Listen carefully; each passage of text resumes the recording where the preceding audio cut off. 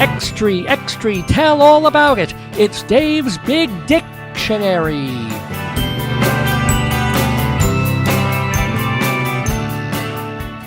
So the word is roundup, okay? It has to do with the gathering of cattle on the range by riding them around and driving them in, or it's the ranch hands who actually do that, or more generally, it's the gathering of scattered persons or things. So roundup made me think immediately of two things. First of all, the actual act of rounding up, I have never understood.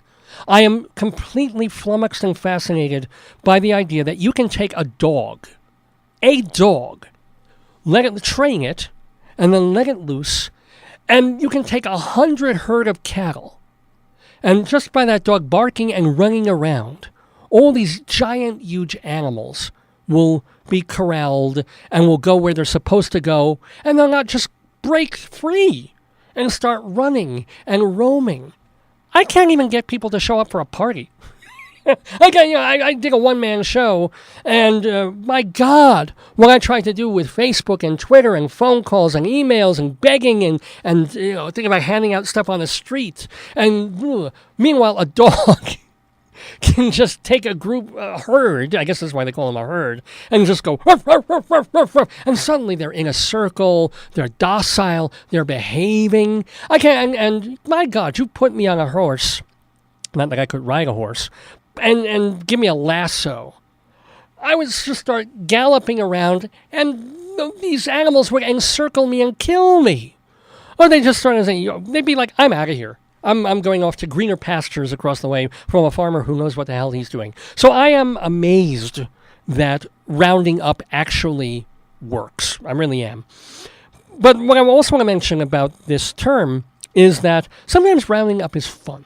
Sometimes bringing a bunch of things together is fun. Now, I've talked before on the show about potato. This is not the only potato I own that looks like. This is the only one that has roller skates on it. But I happen to own quite a few of these things. I'm not going to get into how I just don't have time to get into how I got the first potato. It was a gift. And the second potato and then the next batch. But within a couple of months, I already had dozens, I'm not joking, dozens of these potatoes.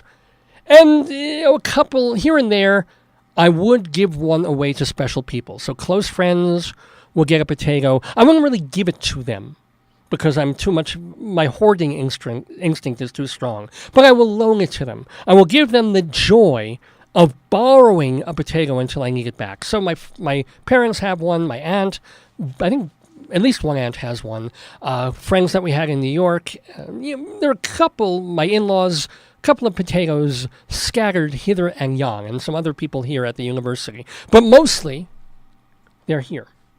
They're mine. And if you've seen pictures of my office, that's where you'll find them. And in my office, it's safe to say I have about 300 potatoes lining the walls. It is a frightening and beautiful sight. But in terms of rounding them up, it's easy when I bring them to the office, because all I got to do is push pins and put them up, and there they are, and line them up, and it's a gorgeous thing. But a couple of times over the past nearly 2 decades that I've had these fellas, I've wanted to number them. And I've had 2 numbering ceremonies, which is an amazingly beautiful thing, where I take all these potatoes that I've gotten in recent times, they all come through eBay. 1 or 2 were gifts. And then the rest that I've had from bins and buying in bulk. And taking ones that have not been numbered yet. So they're mine, but they're not completely mine until they've been branded. Kind of like the cattle that need to be rounded up.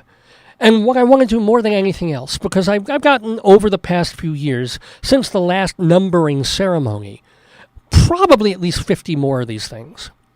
And I want to go into the big gym at Gunter Hall and lay them all out and play music like Thus Spake Zarathustra or something, and take each potato ever so lovingly and number it on its tag. See, this one doesn't have a number. He's fairly recent. I put in magic marker, usually, the numbers on these potatoes. And to have them become literally part of the fold, become part of my flock, my herd of taters, if you will. And to invite people. I've wanted to do this for the past couple of years, but other things always got in the way. And to perhaps run semi-naked through my field of potatoes in the gymnasium, naked with wings. Like I from a Halloween discount shop, we got a pair of gossamer wings that I could wear while cavorting with my potatoes and serving food. We would serve maybe salad, but not potato salad. There'd be activities. I'd have to think of some games and some thoughts to make it a truly special kind of ceremony. But in terms of getting them all together, getting them, off the shelves and out of all the places in the house, and then begging people that I've loaned the potatoes to give them back because they have to be part of the ceremony, and then I'll give them back once they're done. There's this kind of rounding up. There's something, I don't know. It's not that I'm just a hoarder capitalist, and it's not like, ooh, mine, I own all the potatoes in the world, I want them. There's something kind of still special about it. I hoarded record albums when I was younger.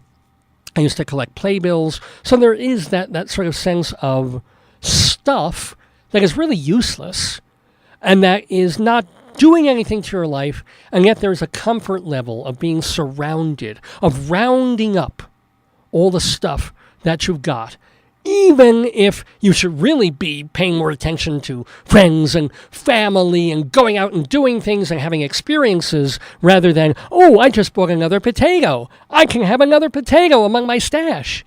And yet, there is something comforting about, oh, I just bought another potato. I have another potato in my stash. The beauty of that. So I don't even know where I'm going with all this.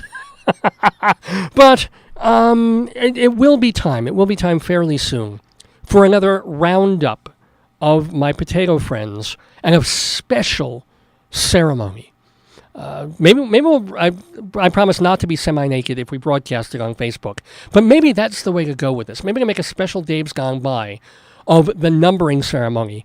And believe me, the first 10 or 20 is going to be thrilling. Once I start literally counting the numbers or numbering 258, 259, this is going to make UNC graduations look like the bicentennial, I'm telling you. And yet for me, it will be beautiful.